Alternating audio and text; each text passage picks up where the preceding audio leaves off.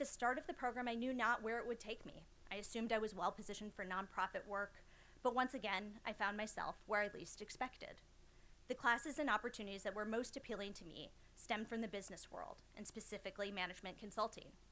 Surprisingly, the complex environments, pace of work, and importance placed on skilled communication were reminiscent of some of my favorite deadline-fueled moments in newsrooms. I found myself drawn to consulting and spent approaching 5 years helping clients in a variety of industries tackle complex business problems.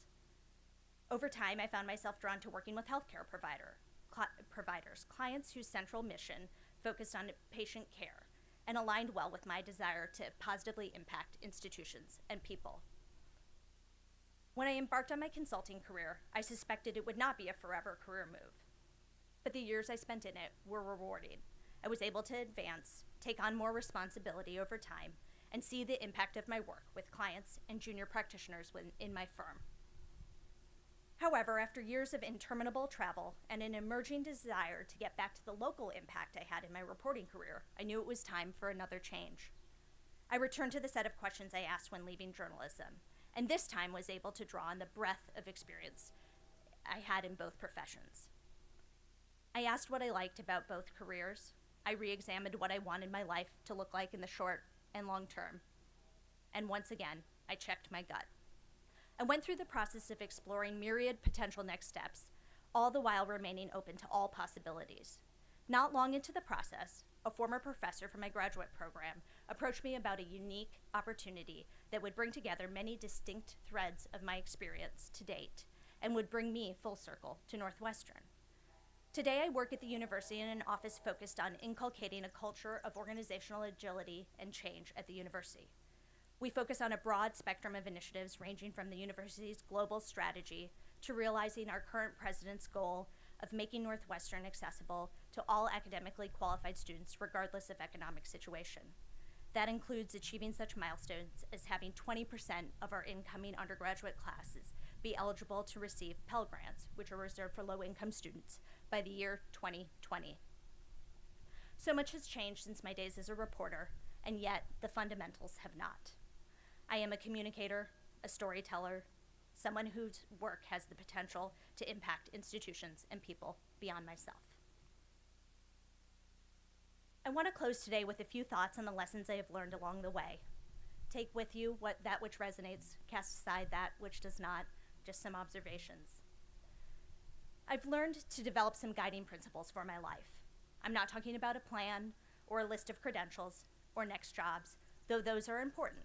I'm suggesting that you develop an underpinning for those plans, a set of principles based on the big things. What impact do you want to have? What do you want your life to look like? What are you good at and what brings you joy? These principles will guide you through the iterative process of defining your life's work and what, in the end of it all, will be your mark. I also suggest that we opt for the adventure. Life will present you with decisions, trade-offs, mutually exclusive options. I've encountered a number over the years. For example, when I was graduating from college, I had the opportunity to take a steady newspaper job in rural Pennsylvania or take the chance on the fellowship that would send me to newsrooms around the country and see where I landed. When I was leaving journalism, I wondered, should I stick squarely with writing as a discipline or should I try something in the business world? Many times, though definitely not all, I have opted for the adventure. Mind you, I mean the calculated risk, the reasonable but not necessarily safe choice, and I never, not once, have regretted it. In fact, the places where I have experienced regret have been where I've been too much in a hurry, too focused on the next job, next credential. You will strike your own balance on such matters, but when possible, I say, opt for the adventure. And finally, know that above all else, you have the ability to determine your course and trust yourself. You may not have control over the specifics. Circumstances inevitably will change, and you will at times find yourself where you least expected. Many of the most important decisions I have made along the way, whether about matters personal or professional, have come down to intuition, to listening, to trusting myself, and to returning again and again to that foundation that already resides today within each of you. I wish you all much success and happiness. Dwell in possibility. Be well. Enjoy the ride. Congratulations.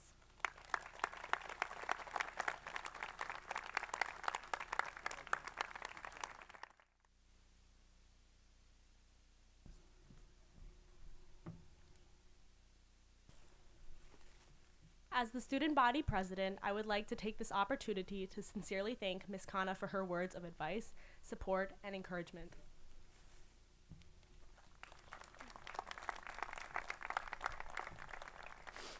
In addition, we are so thankful for your willingness to speak to us today.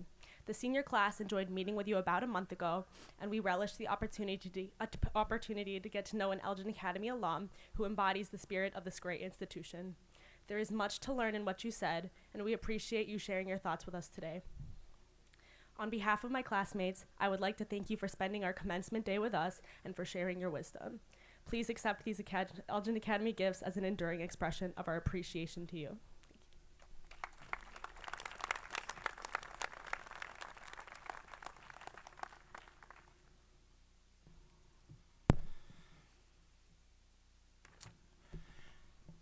Good morning. Tradition has it that the first of the two awards given at each year's commencement is the Mother-Daughter Award, a recognition given to the, quote, girl graduate who best typifies the ideals and character of Elgin Academy, unquote. The faculty decided this award a few weeks ago, and the recipient will be a surprise to them as well. This year's winner has coupled academic accomplishment in a variety of subjects with athletic success, a service-minded attitude, and a self-deprecating, kind demeanor. She has received subject-specific commendations in language and science and external recognition from outside agencies such as the College Board, the Cum Laude Society, the Daily Herald, and the Illinois State Student Achievement Assistance Commission. She finishes her upper school career with both an exemplary GPA and the plaudits to support that result. Even more impressive are the comments from her teachers. These demonstrate the reason behind her remarkable work. Her teachers describe her as enthusiastic, motivated, graceful, calm, and poised. She has been a delight to teach, even in areas that have been more difficult, or at least as difficult as something can be for someone with such a high GPA. She is a leader of her classmates, helping groups function more efficiently and making the learning environment one where all can contribute and ultimately succeed. In fact, her teachers note that the achievement of others seems inordinately crucial to her, as she completely understands that the proverbial rising tide floats all boats. Part of the way she assures this is to make connections between another's comment and the class material, between something from another field of study and what is currently at hand, or simply between her life experience and anything else. What is most impressive about all these comments is that they come from across her 4 years, not just this past one. But the final word about this year's winner academically can be left to her English teacher, who notes that she is a Renaissance woman who is at home in the lab, in the language classroom, in the English classroom, and probably in whatever classroom she finds herself in. But her stellar performance is not limited to the classroom. She has received Coach's Award for her leadership on the playing field, a Captain's Award for the same, and all-conference recognition. Her 10th grade induction into NHS is a testament to both her academic aptitude and her character. She has served others, being an active big sister and helping to organize the Walk for Water last month, right in the middle of the run-up to the end of her upper school career. She has been an integral part of our soup kitchen efforts and the environmental club. Maisie Feely has distinguished herself in a distinguished group. You may applaud for that, I think.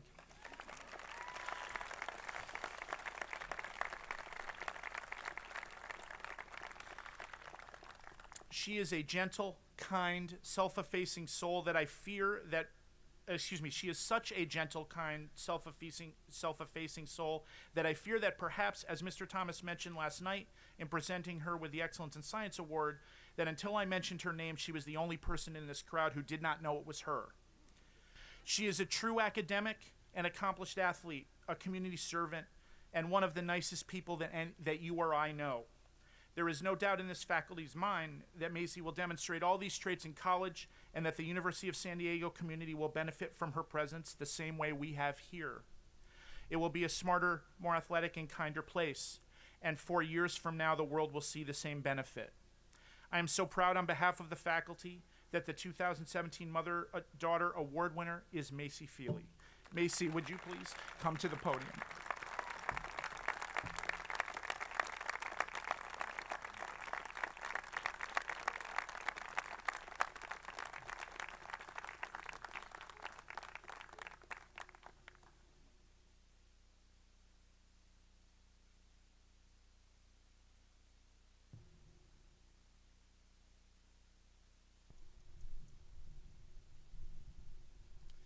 The Ora L. Pelton Award is presented to the boy graduate who best typifies the ideals and character of Elgin Academy. The recipient of this award was selected by the faculty through secret ballot, and this announcement will be a surprise to them. When presenting this award, I usually try to hide the student's identity long enough to keep everyone in suspense. While I hope to play that same game this year, I'm afraid that this student's unique qualities and experiences may not allow that charade to go on too long. In a class in which several young men were worthy of consideration for this award, he truly has set himself apart not only by what he has done, but by what he has not done. This student is not boastful, although he has done much for which he should be proud. He is not the type of person to draw attention to himself, but his teachers and peers know that when he does have something to say, it is well thought and adds positively to the conversation. He does not eschew the value of hard work, even though he has held leadership roles through which he could have chosen to delegate the less enjoyable tasks than complete them himself. This young man has not wavered in his academic effort and accomplishment, even in the late stages of his senior year, where he is likely to raise his already stellar GPA at the end of this 8th semester. This student has wonderful listening skills and takes the time to consider the thoughts and ideas of others before sharing his own. He is meticulous in his work, ensuring that everything is done to the best of his abilities. During the course of this student's Elgin Academy career, one teacher astutely noted, "This student has the capacity to rise above it all. It doesn't matter what's going on around him, he can focus and do what needs to be done. At the same time, he never conveys the impression that he is somehow above it all." This young man has a passion for serving others that is evident not only in his daily interactions, but also in the myriad of activities that he has done to help those in need, ranging from local food bank work, to nationwide church opportunities, to family-based mission trips in Nepal. Elliot Whitmire is not interested in impressing others with these activities.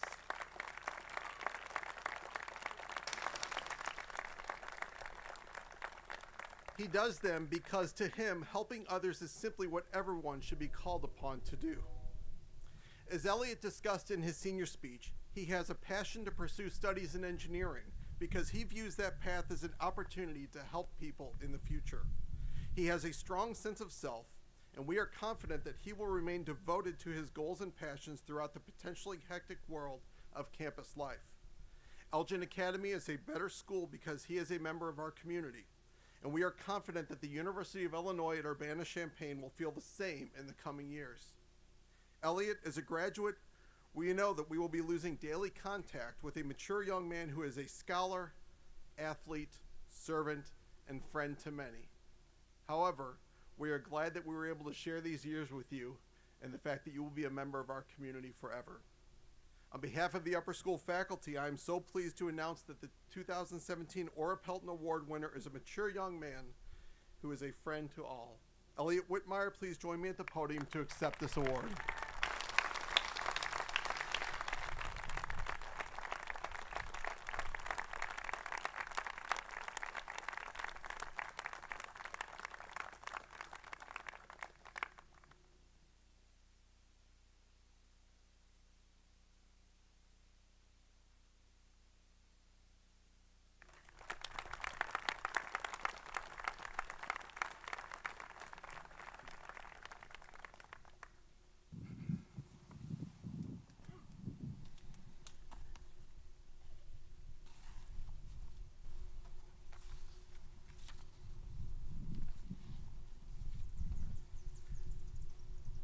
time has now come for us to celebrate with the class of 2017 the completion of their Elgin Academy experience. Joining us today on behalf of the Alumni Association will be two alums, Colleen Konasek-Hannigan from the Elgin Academy class of 1984 and Mr. Martin McLaughlin from the Elgin Academy class of 1983. Ms. Konasek-Hannigan and Mr. McLaughlin will be welcoming each of today's graduates into the ranks of the Elgin Academy Alumni Association. In a moment, I will signal for the first session of the Elgin Academy class of 2017 to rise in preparation for the conferring of the diplomas. First, I am pleased to call forward Mr. Jim Kidston, the senior member of this distinguished Elgin Academy faculty. Mr. Kidston is completing his 37th year of teaching on this campus.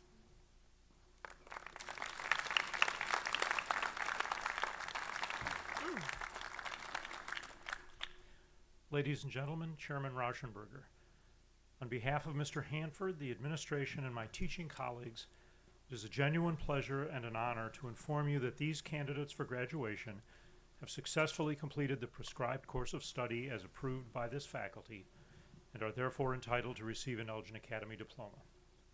We, their teachers, proudly recommend them to you for the conferring of the diplomas and assure you that they are ready to use the knowledge that they have gained here in order to lead their lives with confidence and compassion.